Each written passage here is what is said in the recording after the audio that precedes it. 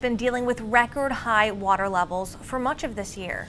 They are better now, but relentless high water is still doing damage. In this month's Rising Waters, Rising Concerns, Tom O'Hare shows how it's impacting the Point Betsy Lighthouse.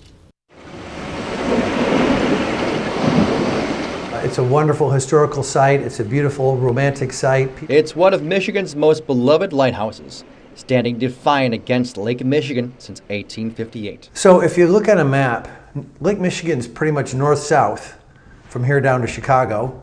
And from here to the Straits of Mackinac, it really turns and goes more diagonal. And we're right at that pivot. So this was a critical spot that ships pivoted around historically. Because of that, the point gets pounded by the lake. Yeah, you definitely see a lot of, waves that come in from every direction. Whether it's northern winds, southern winds, eastern winds, western winds, we kind of get hit just because we do jut out like that. And so we kind of have a concrete apron that sweeps around to kind of protect the lighthouse, but it kind of takes the waves from every angle. And no matter kind of what system is in place, there's always going to be some shore erosion because of that. The apron is starting to show its age. Our current shoreline protection system dates back about 75 years, and it has not been a secret to us that we've needed to do some repairs to it.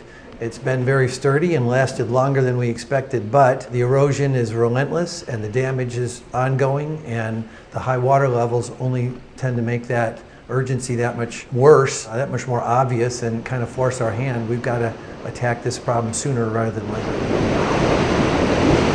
And it's not cheap. We're still in the fundraising part because we are, working with these regulatory boards. So we have a historical structures report that is out to the State Historic Preservation Office and the Army Corps of Engineers. And then the next phase after that will be an engineering study that will look at the concrete details of what the plan is going to be that we're going to do.